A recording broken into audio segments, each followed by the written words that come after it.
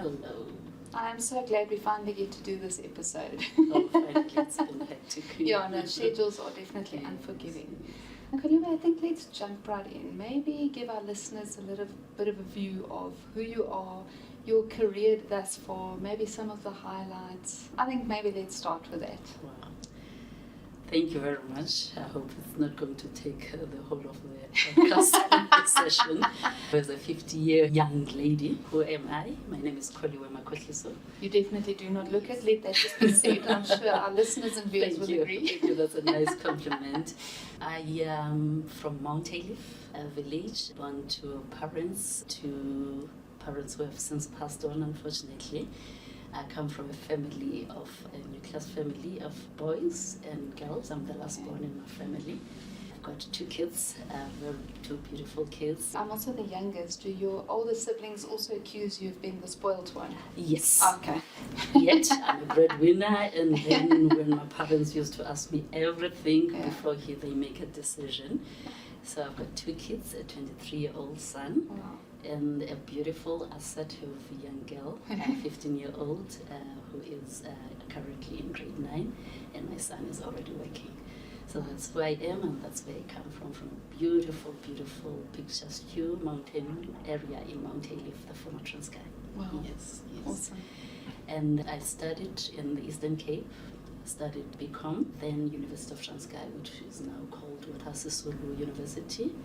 And I proceeded to do my studies with UNISA, and then progressed over the years, studying at Harvard and other universities like the Cranfield, UK. Yes, that is quite a progression in education. Thank you. And your career, so where to from there? How did you start getting into the workplace? Because you weren't always with SAP, you've had quite a journey to get here. Correct, and I didn't start in the technology sector. I started, as I mentioned, I did my BCom back then, majoring in accounting, audit, and information system. And I started my career as an auditor. So I spent a number of years as an auditor with the audit firm in the Eastern Cape for about 7 years. I left there as an audit senior, and then I joined Accenture in the consulting space at the time. It was still in the Eastern Cape, doing some program management for the system implementation of the then looks the supply chain and the bus systems, which is the financial systems. So that's where I started my career. And then I moved after a few years to join Oracle. Oracle in the sales space. Now you can imagine moving from finance, from audit, to a software company as an OEM. But I guess the career projection, the progression was actually quite good at the time, because we're moving from just pure sales to value selling, understanding the customer business requirements, what are their challenges, and how the solution, the technology could enable their business. So it was a good transition for me to get into that space. So I had a good stint with Oracle for a number of years, I think about 7 years. And then I left there as the MD of Oracle in 2017. I took a break to complete my studies at Harvard in 2018. That gave me also an opportunity to be with my kids. And then I joined Software AG. That's when I got at least the love with the Germans. So moving from your US multinationals, Accenture, Oracle, then I moved to Software AG. I stayed there for about 5 years, and I was the MD as well. Then I'm here now. That's fantastic, and I have to bring back the memory of last year at Sapila. Oh, wow. We joke about launching you, and you were so graceful, literally launching your career at SAP pretty much at Sapila. What an awesome stage to do it on, and very well received. It was a fantastic launch because it gave me an opportunity to really have a view and close connect with the depth and breadth of our customer base, as well as really getting to understand how the customers, like hearing from the customers how they have deployed the solutions. Yes. So it really launched me and really accelerated my engagement and understanding. And I think that was the best thing. That timing could not have been perfect. That's awesome, and it's so nice to hear you speak like that. And speaking of what the customers want and what the customers need and how they're actually utilizing. Because I think often people think that if you're sitting on the OEM side of the fence, it's just all about sales and all about numbers. Of course, those things are important, but I think people don't, if they haven't been on that side of the fence, it's very hard possibly to understand that you really just want what's the best for the customer. I remember back in my sales days as well, it used to frustrate me because you know exactly what they need, but you're sitting with a sales hat. It's sometimes can be quite tricky to bridge that gap. It's spot on, and I think if you look at my background and career, having been an auditor, finance, having been on the side of the customer, exactly. now I've got the view and understanding of the strategies of the customer, their challenges, but also because traditionally salespeople were seen as like playing golf or etc. Yeah. But now your governance, your risk with my background in audit, so you bring that intimacy into the engagement with the customer and fully understanding their cycle, understanding their strategy and their business needs to really craft the solution that is a fit for our customers. I think for me, that was the best thing. I used to have friends who've been asking me, what is sales? What are you going to do? But I think when you package my experience, it actually landed very well that I don't see myself just as a salesperson, but and connect with our customers. Yeah, no, that is definitely very important. And I think that coming from an audit and risk framed background is possibly very good for where we are with technology. Because I think we can say, on the one hand, you've got all this excitement of all the cool stuff, and I'm the biggest geek. It's AI everything. I just think it's just I'm finding new uses for it every day.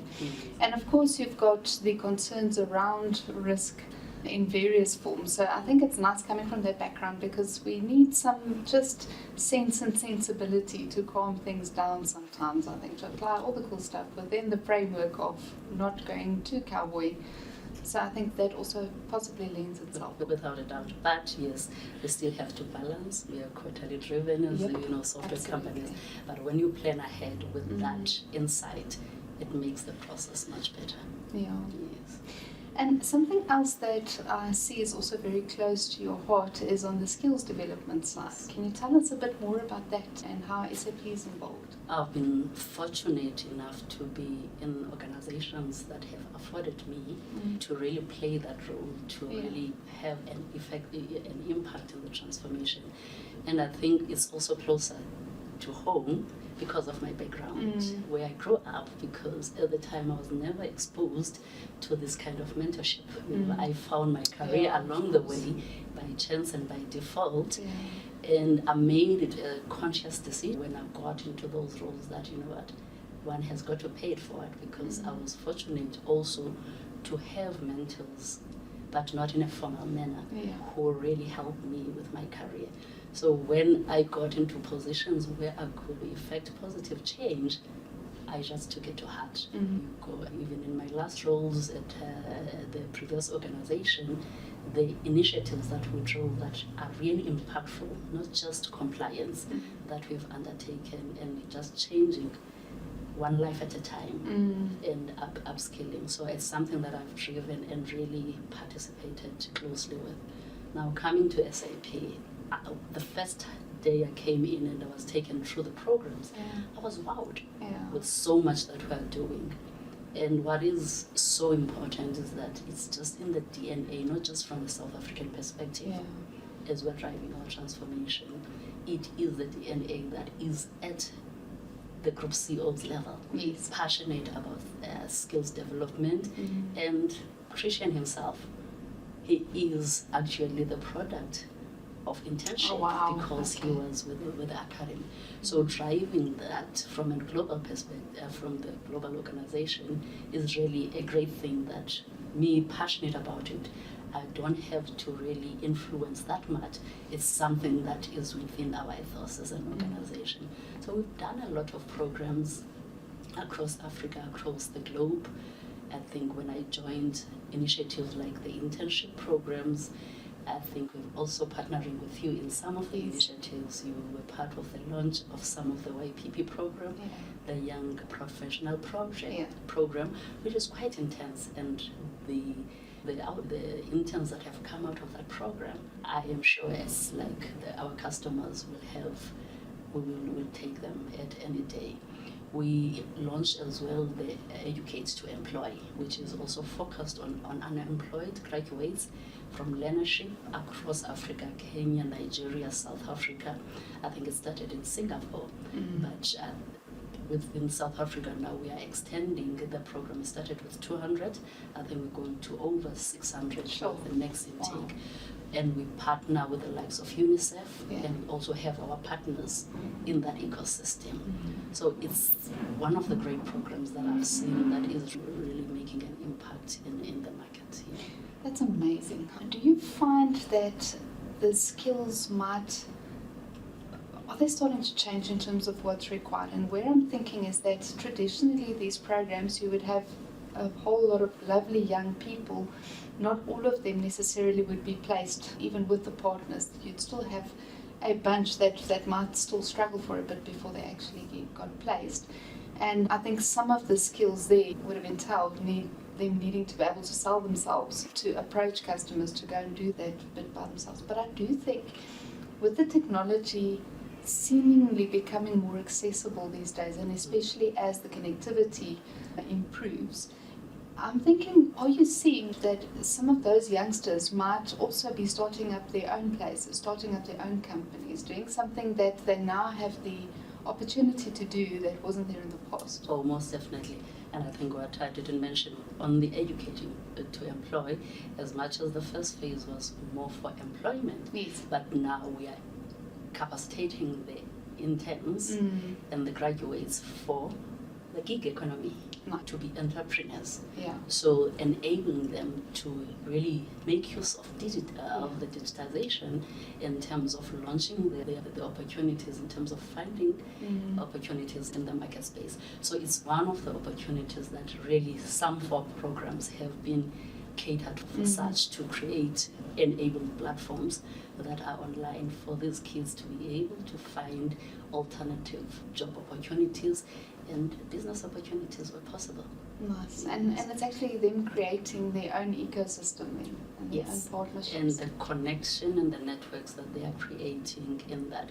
Because what I've seen is that as much as we're sitting with a high percentage of unemployment, especially within our youth, how we can expose and build their skills for them to be able to be attractive to the global world. You've got demand now of our South Africa skills to UK, Ireland, and Canada.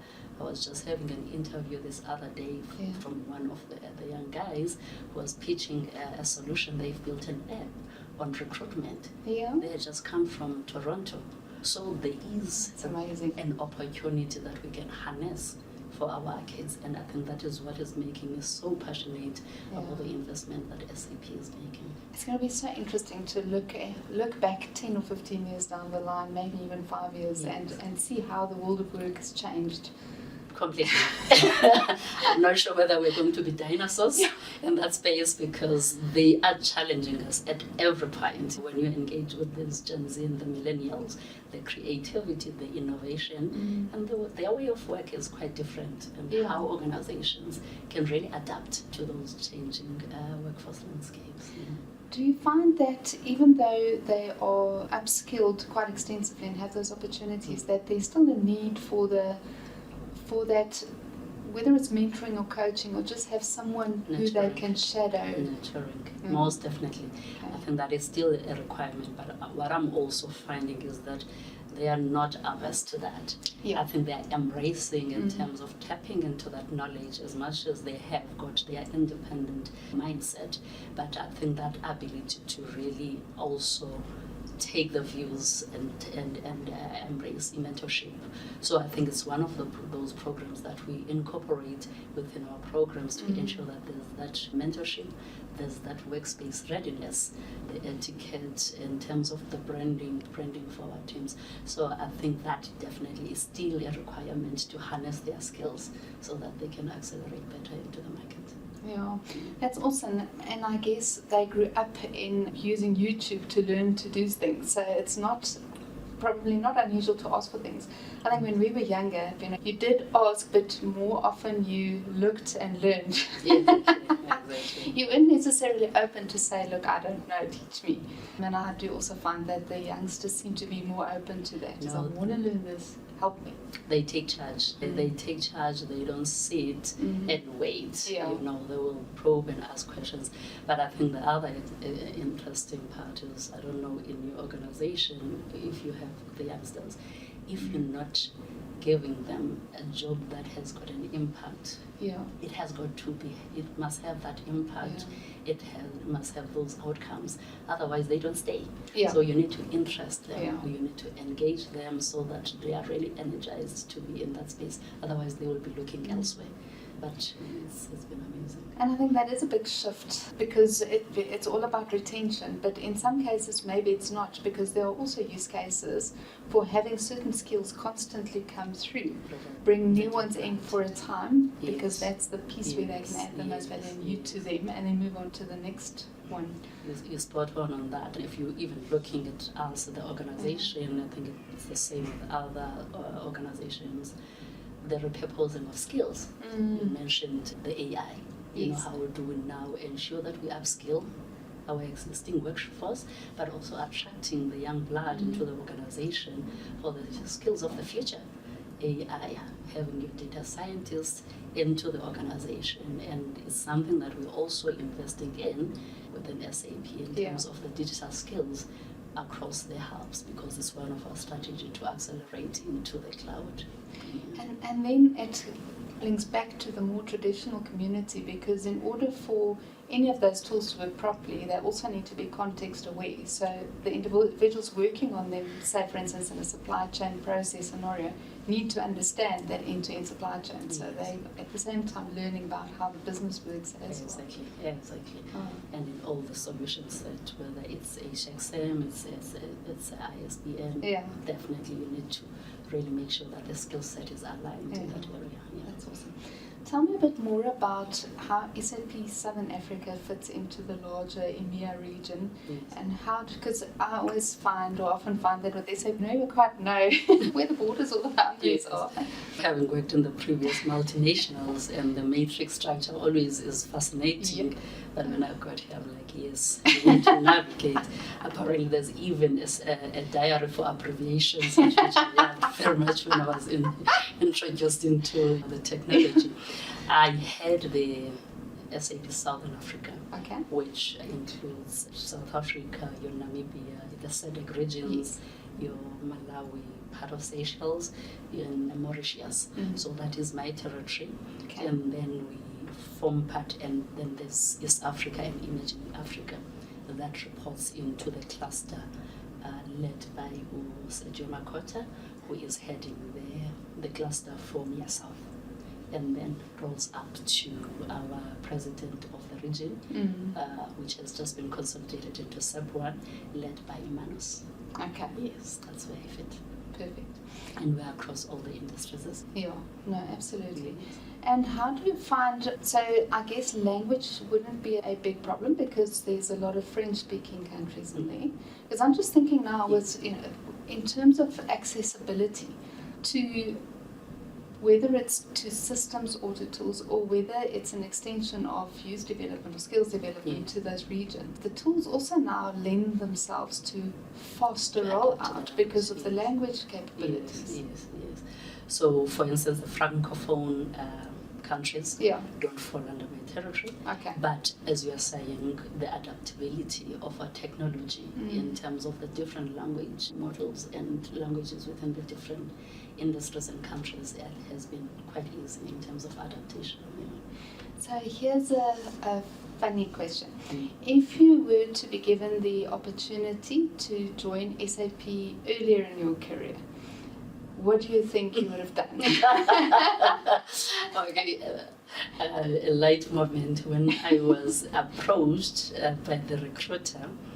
Then I look at this contact person on LinkedIn, only to find that around about 2013, they reached out to me, and I politely declined that.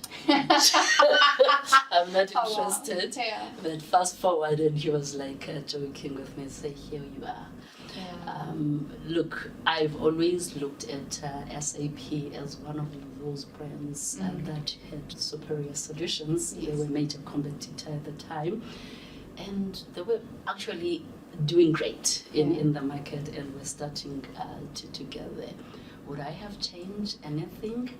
I don't think I would have, but looking at the rate of acceleration into the cloud, especially in the Africa region, I think that journey, I don't know from your side, from the customer base, whether that could have been the opportunity to do. But I think what we've done now, we've accelerated quite a lot globally in terms of the move to the cloud and bringing new technologies.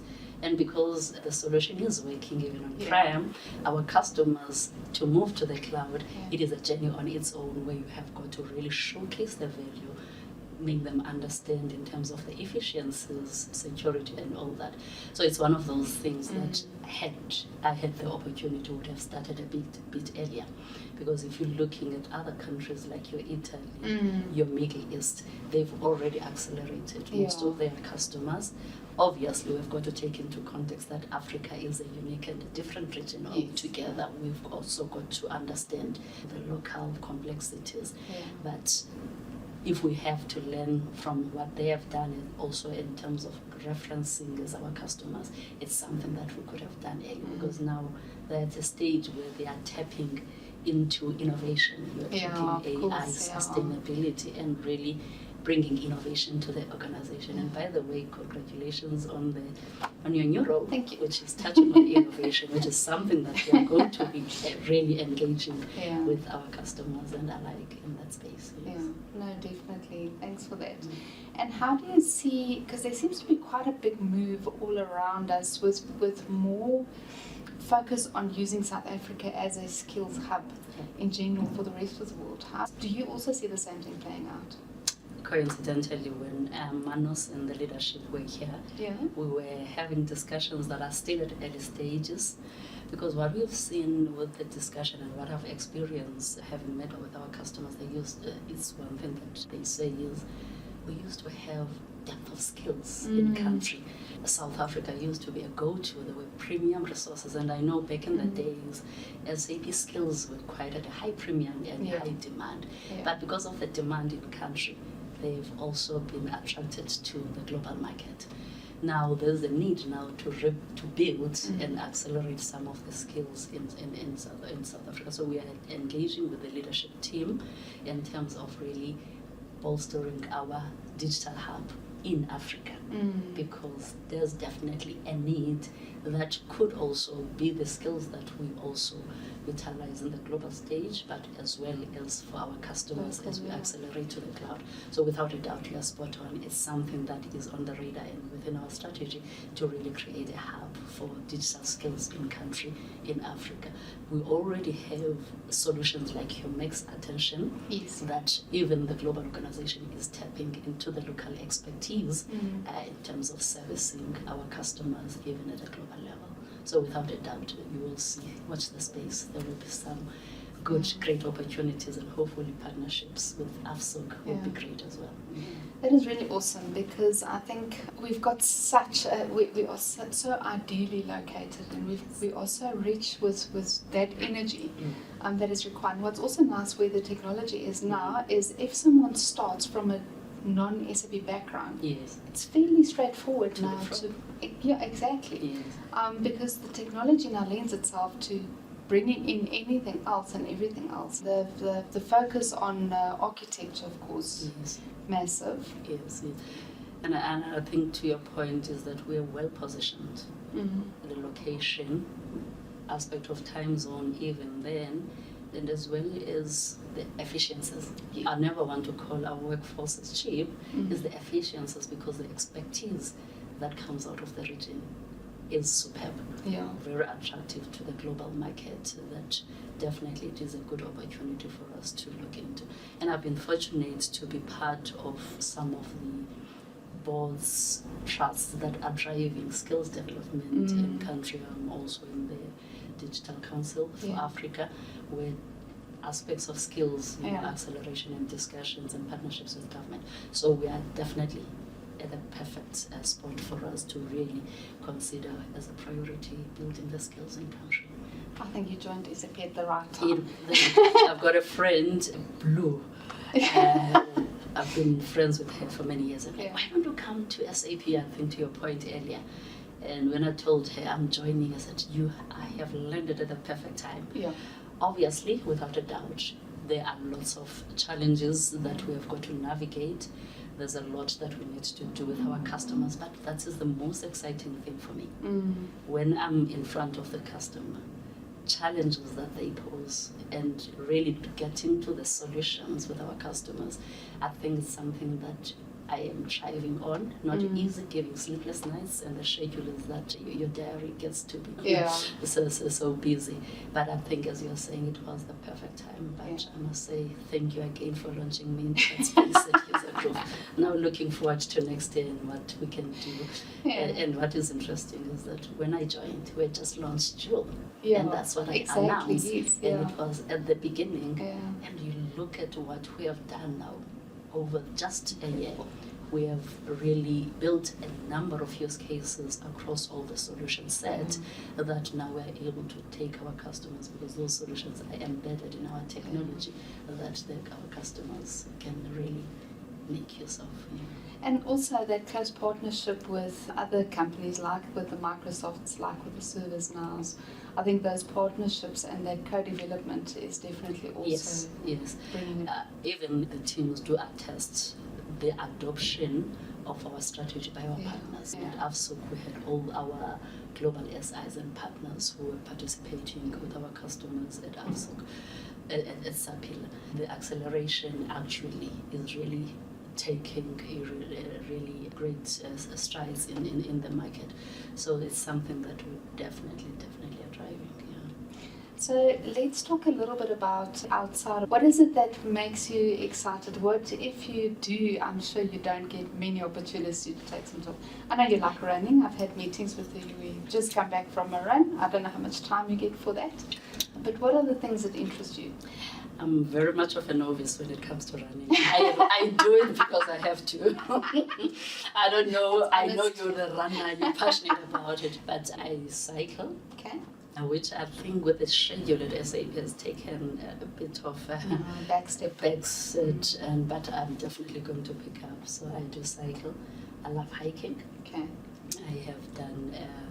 I've been to Kilimanjaro. Oh wow! Yes, and can I just pause for a moment and just reflect on the irony? We are in the Kilimanjaro boardroom at the moment. Oh.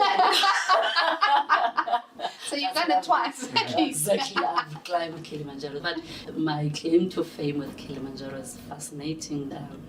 I did Meru first, which is I think the 5th highest in Africa, just for acclimatization. Okay. And then by the time I went to Kili, it was quite fun. I was dancing at every I've never heard anyone say that.